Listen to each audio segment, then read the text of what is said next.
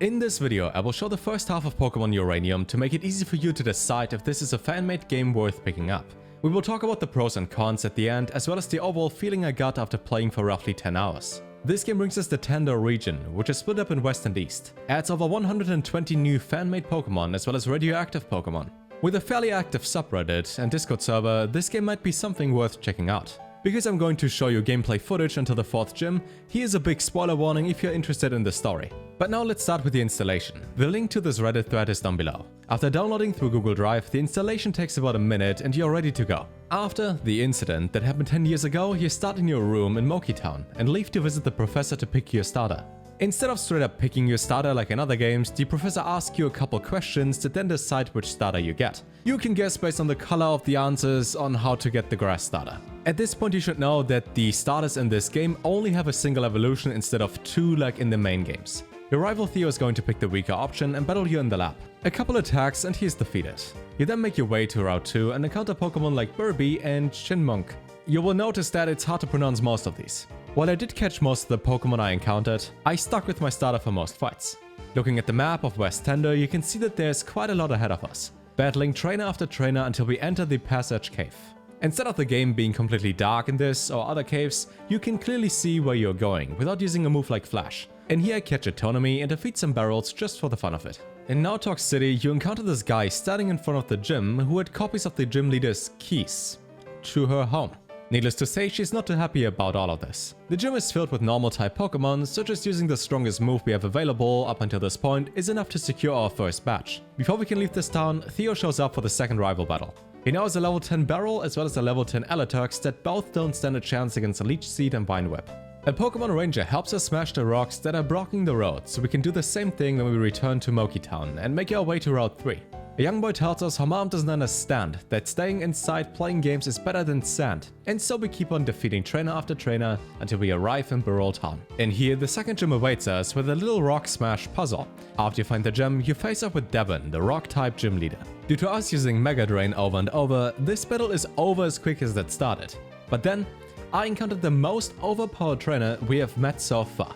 It is just a random trainer on the next route, however, he does have a Paha. This little Firebird single-handedly wiped my entire team more than once, despite only being level 13.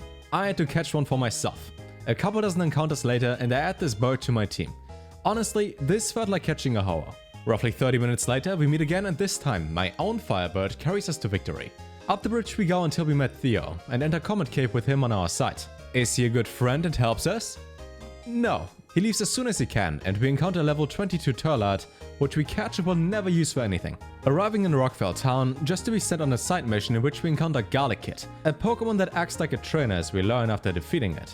This was probably the most random fight I've ever had, but I digress. Small evolves into Fireoak, Tankun into Tanscore, and the beach is open. Up we go to Bell Beach City.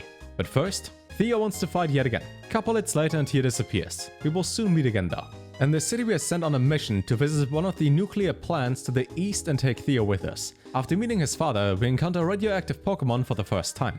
There are over 30 nuclear forms of existing Pokemon that tend to not always behave, like having an overleveled Pokemon before getting a gym badge in the main games. Inside the reactor itself, we pick up a couple reports that tell us the story, but most of the words are not readable anymore. The final room of this little maze has a level 30 Tropint, which I managed to catch. We fade out and wake up in a bed not knowing what happened. So what does this mean? I'm not sure, but there's something I'm sure about, and that is getting the 3rd gym badge in Bell Beach City. Is this also an easy gym in which you just use super effective moves until you win? No. This was actually challenging and took me multiple attempts, as well as leveling outside just to stand a chance. But in the end, we get the 3rd gym badge and hit the 5-hour mark of playtime. I continued playing and got my 4th gym badge, and I'm currently on my way to East Tender, the second half of the map. I'm working on a catch-em-all series for this game, which is why I caught pretty much everything up until this point in time. But I think this is a good point to wrap it up and talk about the pros, cons, and some other thoughts I have about this game. Starting with the pros, it is a free-to-play game for a full game experience. You have to spend no money, it takes about 2 minutes to download and to set up, and you can go immediately. I have to say most of the fights in here are challenging. Whether it's a random trainer or gym leader, it feels like you have to prepare for multiple battles. There are even some occasions where a single random trainer has up to 5 Pokemon at your level. I think up until this point I faded out 6 times, so I lost my entire team just to random fights. This game is kinda hard. The story itself is actually interesting. There are no annoying cutscenes like in Ultra Sun and Moon, and you can experience the world due to the story. The new nuclear Pokemon are a great addition to the game. At least if you are like me and you like to collect things, collecting all 32 forms of those Pokemon is like a minigame in itself. For the fan-made Pokemon in this game, there are some interesting type combinations. For example, there is Fire Ant, a bug fire Pokemon. There is this one, there is that. And it's sometimes really hard to guess what type the Pokemon is by just looking at it, which makes fights also a little bit harder. And lastly, it is actually fun to catch them all, which is going to be one of the upcoming videos.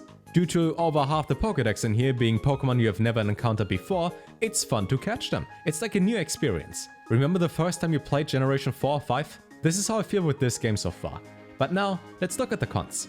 The worst thing about this game is the performance. While you can walk around normally and there's nothing bad that happens and the game runs smoothly, the moment you are in a battle and you attack and whether you or your opponent takes damage, every time this HP bar declines, the game lags. I have an RTX 2070 Super just for reference, and even when closing every single program and changing the priority of this game to highest, this game still lags. I don't know what it is, but I haven't had a single fight without lag.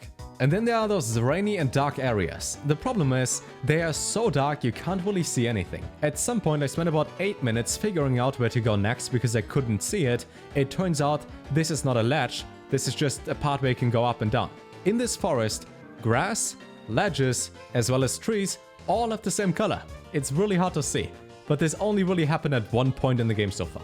There are some Pokemon in this game that are just insane compared to others. For example, when I said that catching this Firebird is like catching Hoa. I really mean it. I've been using this up until this point. It is level 40 already, and it kind of one-hits everything I encounter. Like in the worst case, it hits like 70% of a Pokemon's HP and damage, and is a 2-hit KO, which makes it hard to not use it.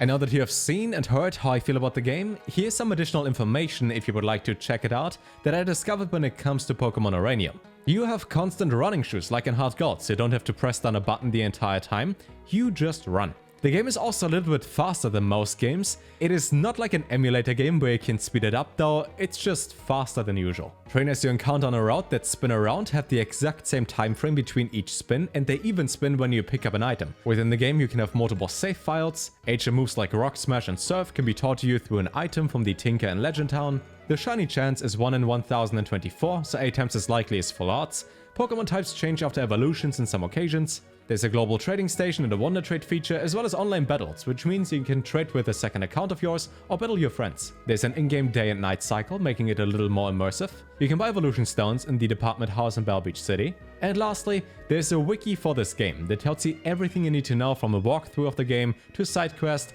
and encounter rates per area. All in all, I really enjoyed this game so far, and with the catch 'em all I'm working on right now, this is something I would recommend you guys to pick up as well. With all these things I would say, see you guys in the next video, which will be a Johnstone type challenge to fill the entire Pokédex as fast as we can. If you want to know how to set up the game or other Pokemon games on an emulator, click the videos on screen, consider subscribing, and until then, take care.